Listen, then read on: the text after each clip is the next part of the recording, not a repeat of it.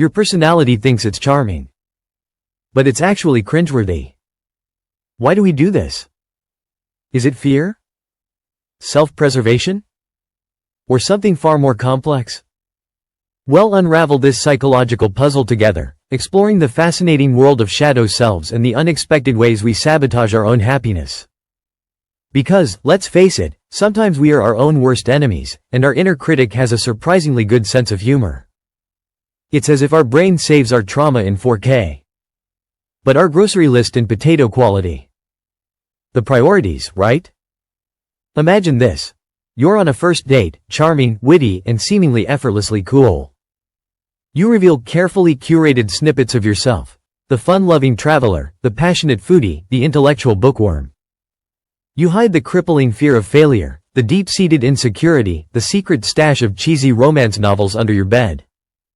You present a meticulously crafted persona, a carefully constructed facade. And it's working beautifully until it isn't. Suddenly, a crack appears in your carefully constructed persona. A slip of the tongue, an unguarded moment, and the carefully curated illusion begins to crumble. What happens next? Do you embrace the vulnerability, the messy reality of being human? Or do you retreat, build a higher wall, and run? This, my friend, is the heart of Jung's concept of the shadow self. The part of us we keep hidden, the parts we're ashamed of, the parts that make us feel less than. It's the gremlin in the closet that screams, "Don't let them see." And that gremlin, my friend, is surprisingly loud. Therapy is expensive. But making the same mistake 47 times is free. Just saying. This isn't about being a bad person, it's about a subconscious survival mechanism. We're wired to protect ourselves, and sometimes that protection involves shielding our vulnerabilities. Think of it like a precious porcelain doll. You wouldn't want to risk breaking it, would you? So you keep it hidden away, safe from harm. But what happens when you never let anyone see it? Does it lose its value? Does it become more fragile from a lack of interaction? Or does it become something more, something nuanced and understood? Jung believed our shadow self, that hidden part of us, isn't inherently bad, it's simply misunderstood. It's the collection of repressed emotions, instincts, and experiences we've buried deep within.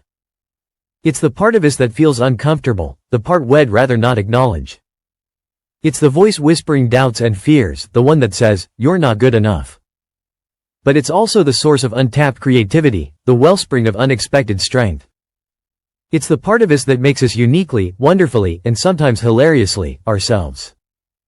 Your subconscious has more opinions than a food critic, and they're all equally valid, mostly. Imagine your shadow self as a mischievous imp, constantly trying to sabotage your efforts at genuine connection. It whispers doubts, exaggerates flaws, and plants seeds of self-doubt. This is why you might back out of a date at the last minute or avoid sharing your true feelings. It's your brain's way of saying, "Hey, we're not ready for this level of intimacy." Yet, it's a defense mechanism, a way of protecting yourself from potential hurt. But it also prevents you from experiencing the joy and fulfillment of authentic connection. It's a vicious cycle, a tango of self-sabotage. The music is usually some depressing 1980s ballad. It's a tricky dance, isn't it? This push and pull between wanting connection and fearing vulnerability. It's like trying to build a sandcastle on a windy beach. You can put all your effort into it. But a rogue wave might sweep it away.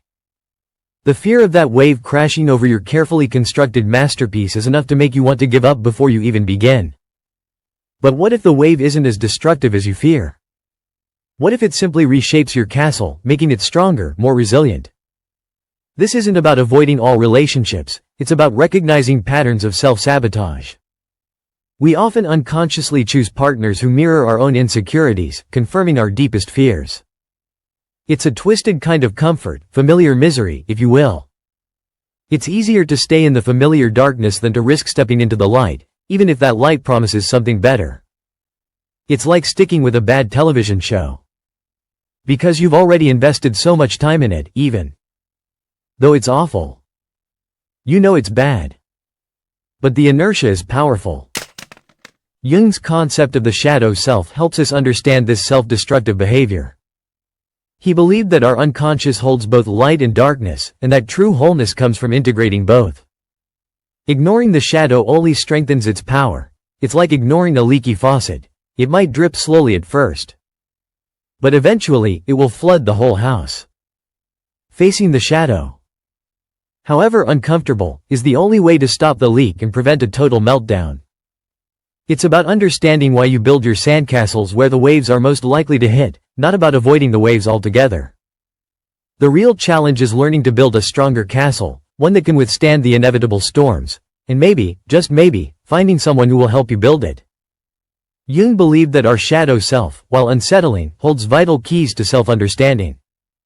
Facing those uncomfortable truths is, ironically, the path to wholeness. It's a bit like cleaning out your attic, terrifying at first, filled with cobwebs and forgotten anxieties, but ultimately liberating. You find lost treasures amidst the junk, things you'd forgotten you even owned. Those forgotten treasures are aspects of yourself you've been neglecting. Think of it this way. Your shadow self is the part of you that hides in the dark corners of your mind, the parts you deem unacceptable, or even monstrous.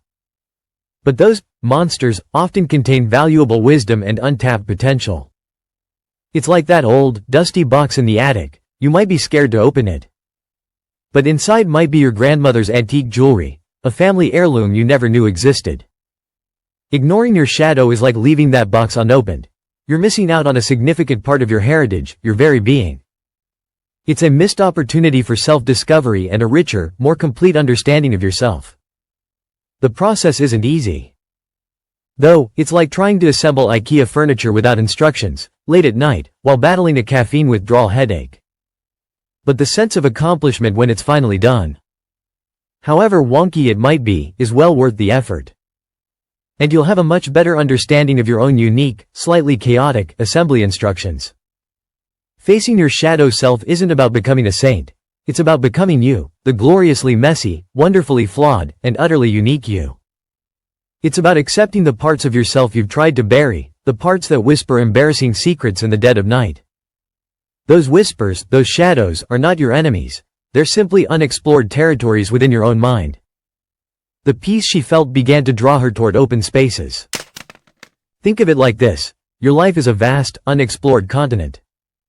The sunlit meadows represent the aspects of yourself you readily embrace, your strengths, your talents, your sunny disposition. But the dark forests? Those are your shadows, the places you avoid, the parts of yourself you deem unworthy of attention. Yet, these shadowy places often hold the most potent magic, the most profound lessons, and the most exhilarating adventures.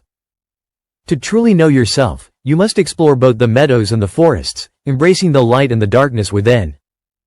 Ignoring the darkness only allows it to grow larger and more menacing, like a neglected weed that eventually chokes the life from the flowers. It's a journey into the heart of your own being, a quest for self-discovery that is as rewarding as it is challenging. It's not always pretty, but it's always authentic. And that authenticity, that raw, unfiltered truth, is what makes you, you. It's the spice of life, the unexpected ingredient that makes the whole dish sing.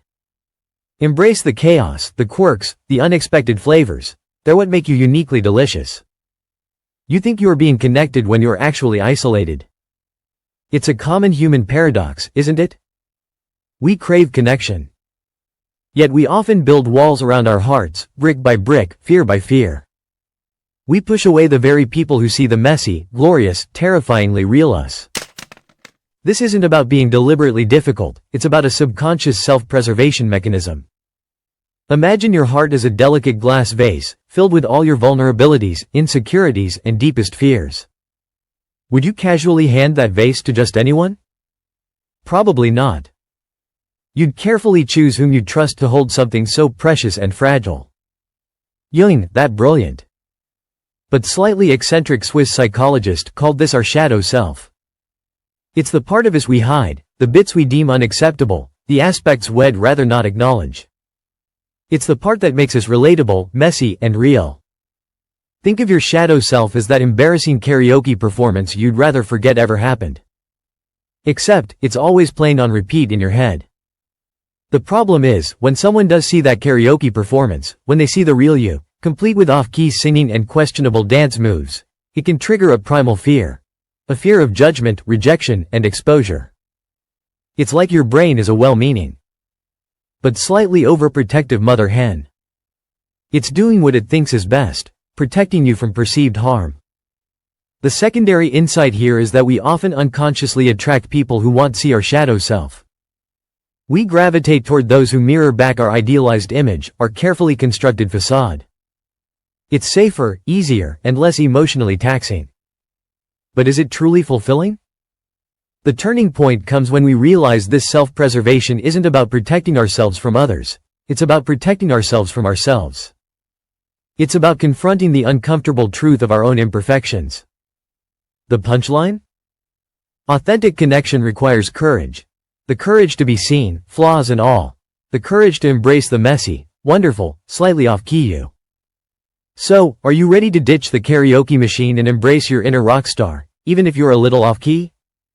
Let's explore this together. Imagine your shadow self as a mischievous gremlin hiding in your closet. It's not a monster, exactly, more like a tiny, chaotic sprite with a penchant for mischief and a healthy dose of self-doubt. This gremlin represents all the parts of you that you try to hide, the insecurities, the vulnerabilities, the things you are not proud of. It's the part of you that whispers self-critical comments in your ear when you're trying to sleep. When someone gets too close, when they begin to see past your carefully constructed facade, this gremlin gets scared. It's like shining a bright light into a dark corner. Suddenly, everything that was hidden is exposed.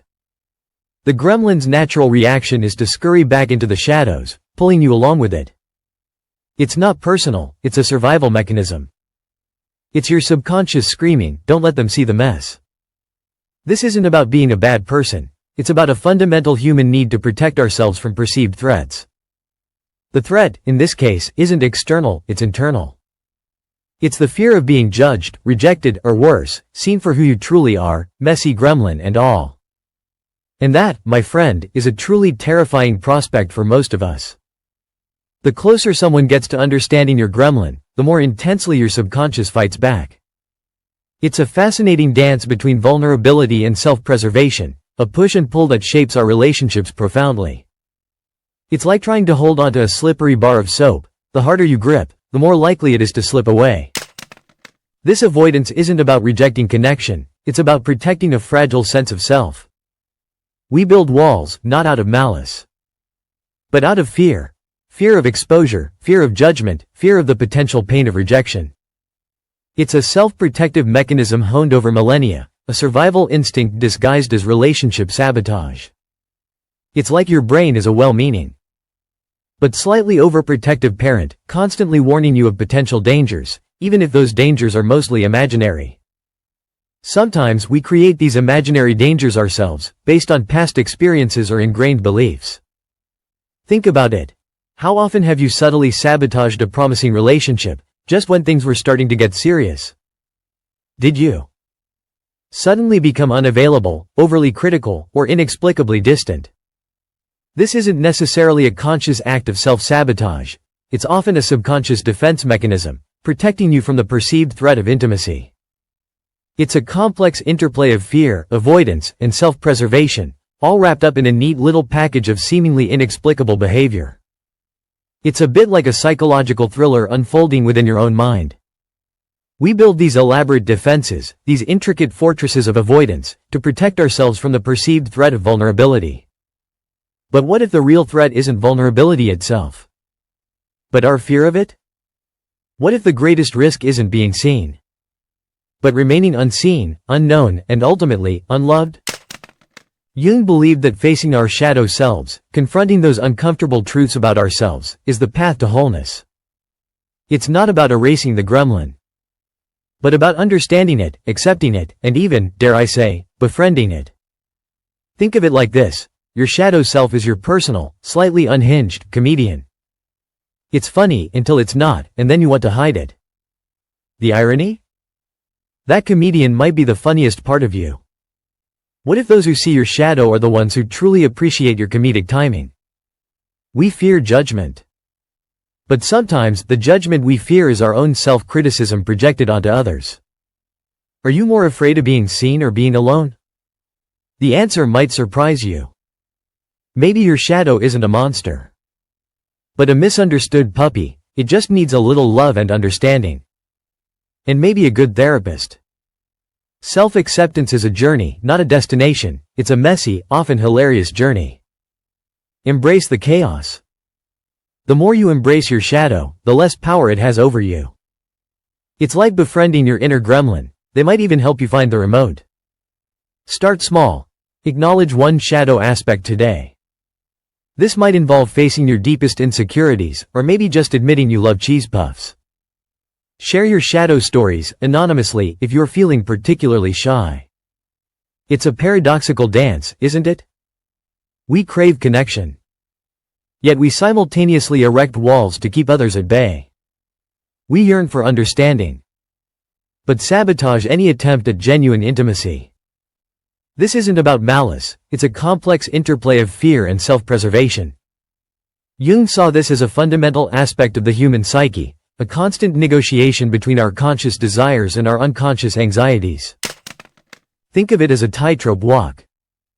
On one side is the terrifying abyss of vulnerability, the potential for rejection and hurt. On the other is the seemingly safe, but ultimately stifling, ground of self-imposed isolation. The trick is not to avoid the fall, but to learn to balance, to accept the inherent risk of reaching out while understanding the strength it takes to stay grounded in yourself. It's about finding the courage to step off the edge, even if it means a few wobbly steps. After all, even the most seasoned tightrope walker occasionally stumbles. And sometimes, those stumbles lead to breathtaking views. The beauty lies not in the absence of fear, but in the courage to move forward despite it. It's a testament to our resilience, our capacity to grow and evolve even in the face of our deepest insecurities. And remember, even if you fall, you can always get back up. You might just need a slightly bigger safety net next time. Sometimes we unconsciously choose people who won't see the real us, keeping our shadows safely tucked away. It's easier to maintain the illusion of perfection than to confront our imperfections. It's like building a beautiful sandcastle, meticulously crafted, only to be terrified of the incoming tide washing it all away. The effort to maintain that illusion, that carefully constructed facade, is exhausting. We expend so much energy keeping up appearances, presenting a version of ourselves that we believe is acceptable, that we forget to actually live. This isn't about blame, it's about understanding the inherent human tendency towards self-preservation. We protect ourselves, often unconsciously, from potential pain. The problem is, this self-preservation can become a self-fulfilling prophecy. By avoiding vulnerability, we limit our capacity for genuine connection, for the deep, meaningful relationships that nourish our souls. We end up isolated, surrounded by people, yet profoundly alone, trapped in our self-made prison of perfection. The irony? The very act of protecting ourselves from hurt often leads to even greater pain, the pain of loneliness, of unfulfilled potential, of a life lived half-heartedly behind a carefully constructed mask. It's a lonely existence, a constant performance, and ultimately, a profoundly sad one. But there's hope. The journey to self-acceptance, to embracing our shadow selves, is not a sprint, but a marathon. It's a journey of self-discovery, of facing our fears, and of learning to forgive ourselves for our imperfections. And along the way, you might just find that the tide isn't as scary as you thought. It might even bring in some unexpected treasures. Apparently, self-acceptance isn't as easy as ordering another slice of cake. It's more like trying to assemble IKEA furniture while simultaneously battling a swarm of angry bees, incredibly frustrating, and you end up with something that vaguely resembles the intended product, but probably has a few extra pieces lying around. We're all a bit wonky, a bit broken, a bit delightfully imperfect. And that's okay. In fact, it's what makes us uniquely, wonderfully, gloriously us. Embracing our flaws doesn't mean wallowing in self-pity. It means acknowledging them, understanding their origins, and learning to navigate them with grace, humor, and self-compassion. It's about accepting the messy, complicated, sometimes downright hilarious tapestry of our being, rather than trying to force it into a neat, pre-packaged box. Because let's face it, life's a bit of a dumpster fire sometimes, and pretending it's a perfectly manicured garden is exhausting. So, embrace the chaos, the imperfections, the glorious, messy, wonderfully human you. Because even the most perfectly crafted sandcastle eventually gets washed away by the tide. And that's okay. It's just part of life's grand, beautiful, ever-changing landscape. The realization hits. Pushing people away isn't about them, it's about our own fear of vulnerability. It's a primal scream echoing from the deepest recesses of our being, a silent terror whispering, don't let them see the real you. We build walls, not to keep others out, but to protect ourselves from the perceived judgment of our own imperfections. We're terrified of being exposed, of being seen for who we truly are, messy, flawed, and wonderfully human.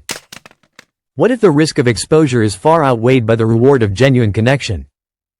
Think of your shadow self as a mischievous imp, a tiny gremlin with a penchant for mischief. This imp represents the parts of you that you deem unacceptable, the parts you try to hide, the parts you are ashamed of. This isn't about embracing negativity. It's about acknowledging that these parts exist, understanding their origins, and integrating them into the whole of who you are. It's about accepting the messy, imperfect, gloriously human parts of yourself. It's about recognizing that your imperfections are what make you uniquely you.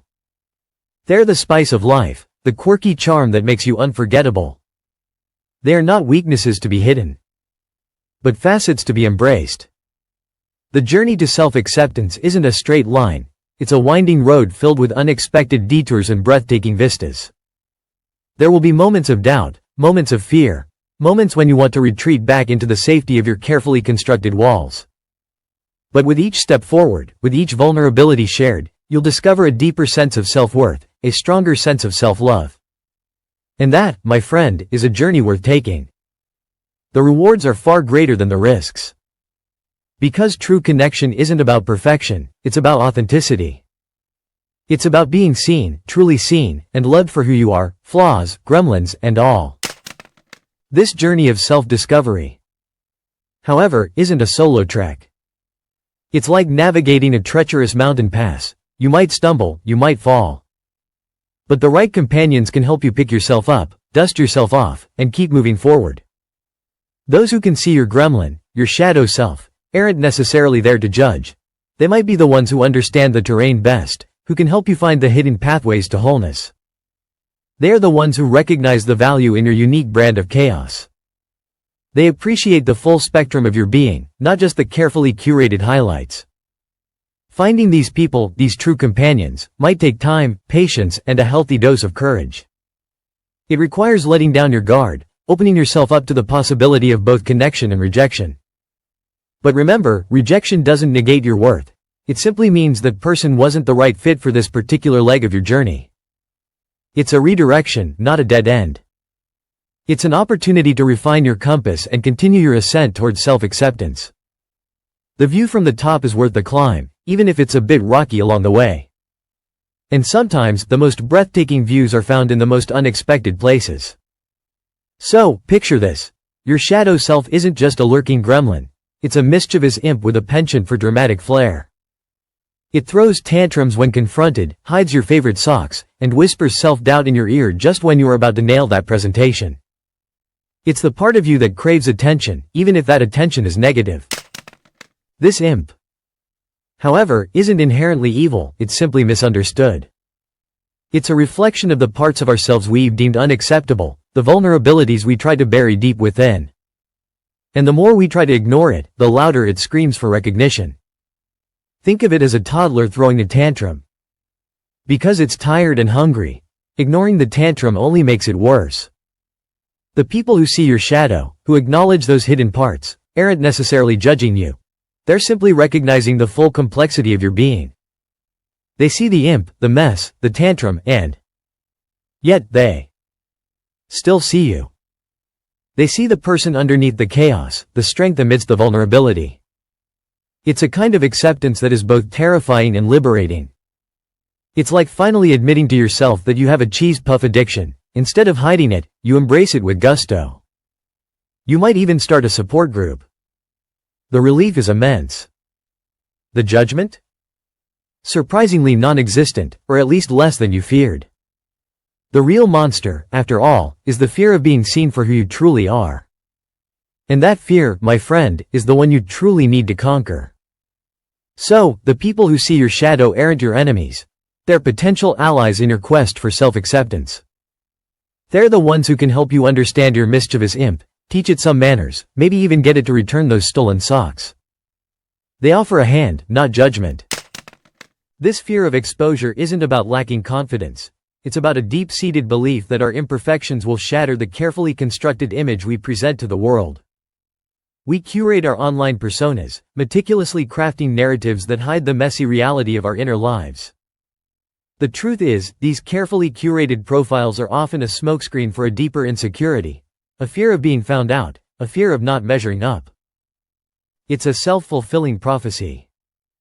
By hiding parts of ourselves, we inadvertently limit our opportunities for genuine connection. We attract those who only see the carefully crafted facade, leaving us perpetually misunderstood and alone. The irony? The very act of hiding what makes us unique prevents us from finding others who would embrace our complexities. What if the flaws we desperately try to conceal are the very things that attract kindred spirits? What if our shadow selves are the keys to unlocking truly meaningful relationships? It's a risk, certainly.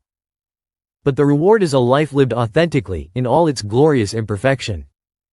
What if those who see your shadow are the ones who truly appreciate your comedic timing? The irony is delicious, isn't it? We spend so much energy hiding the parts of ourselves we deem unacceptable, only to discover that those very imperfections are what make us uniquely captivating. We build walls to protect ourselves from judgment. But often, the harshest judgment comes from within. We fear exposure, convinced that our imperfections will repel others. Yet, it is in our vulnerability that we find the deepest connections. This is a paradox. The more we try to control our image, the more elusive genuine connection becomes. The perfectly polished surface hides the vibrant, chaotic beauty beneath. It's like trying to perfectly arrange a bouquet of wildflowers. You lose the natural, untamed beauty. Are you more afraid of being seen, or of the deafening silence of solitude? It's a profound question demanding honest introspection. We often mistake solitude for peace. In reality, it is often a reflection of our own self-imposed isolation. The fear of judgment can be paralyzing, leading us to choose isolation over the risk of rejection. But what if that rejection isn't the catastrophic event we fear? What if it's simply a redirection, a gentle nudge toward those who truly appreciate our authentic selves? The discomfort of self-discovery can be daunting. But the potential reward, genuine connection, belonging, and self-acceptance, is worth the risk. It's a leap of faith, a surrender to the unknown. But isn't that where true growth often lies? Perhaps the greatest act of courage isn't the absence of fear, but the willingness to embrace it. Self-acceptance is a roller coaster, not a gentle stroll through a botanical garden. It's a wild ride with unexpected drops and exhilarating climbs, moments of pure terror punctuated by bursts of unexpected joy. It's messy, chaotic, and utterly exhilarating. The more we try to control the narrative, the more it spins out of control. Embrace the chaos.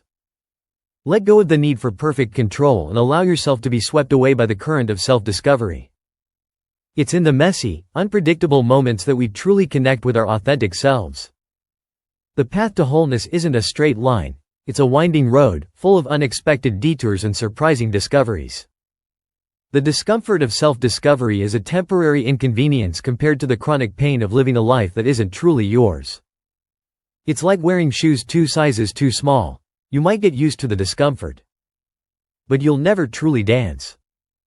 It's a trade-off, a choice between the familiar sting of self-deception and the unfamiliar thrill of genuine self-expression. Which path will you choose? The realization dawns. Authenticity isn't about perfection. It's about embracing the whole package, the good, the bad, and the utterly ridiculous. It's about acknowledging the gremlins in the closet, not trying to banish them, but inviting them to tea. It's about recognizing that those flaws are often the most endearing aspects of our personalities, the quirks that make us uniquely ourselves. And maybe, just maybe, those are the very things that attract the people meant to be in our lives, the ones who truly see us. Embrace the chaos. Let go of the need for perfect control and allow yourself to be swept away by the current of self-discovery. It's in the messy, unpredictable moments that we truly connect with our authentic selves. The path to wholeness isn't a straight line. It's a winding road, full of unexpected detours and surprising discoveries. It's like trying to navigate a city using only a crumpled map from 1987. You'll get there eventually. But it might involve a few wrong turns and many unexpected detours. The discomfort of self-discovery is a temporary inconvenience compared to the chronic pain of living a life that isn't truly yours. It's like wearing shoes 2 sizes too small. You might get used to the discomfort, but you'll never truly dance. It's a trade-off, a choice between the familiar sting of self-deception and the unfamiliar thrill of genuine self-expression. Which path will you choose? It's a bit like choosing between a comfortable, predictable life of beige, or a vibrant, chaotic life painted in every color imaginable. Even if some of those colors are a bit unsettling, sensing the depth of natural wisdom awaiting you. The realization dawns. Authenticity isn't about perfection.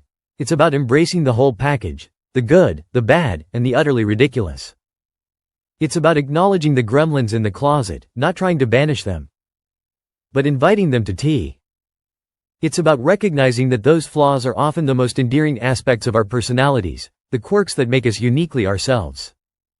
And maybe, just maybe, those are the very things that attract the people meant to be in our lives, the ones who truly see us, messy gremlins and all. It's about finding beauty in the imperfections, humor in the chaos, and unexpected joy in the journey of self-discovery. Because, let's face it, life's too short for beige. The more you embrace your shadow self, the less power it has over you. It's like that annoying jingle that gets stuck in your head. The more you try to ignore it, the louder it gets. But if you just let it play out, eventually, it fades. Your shadow self is the same, a persistent little tune. But the more you accept it as part of your symphony, the less it controls the rhythm of your life. Maybe the real monster wasn't under the bed, but the fear of facing it. We build elaborate fortresses of denial, only to find ourselves trapped inside, surrounded by our own self-imposed limitations. It's like building a sandcastle only to watch the tide wash it away. The effort, the fear, and the self-imposed confinement all amount to nothing in the face of the ocean, whose rhythmic waves promise renewal. So, are you ready to bravely open your closet door, or will you keep playing hide and seek with your shadow self? The choice, my friend, is yours. Remember, even the most mischievous gremlin deserves a cup of tea and a good listener. Sometimes, the most unexpected friendships are the ones that change our lives.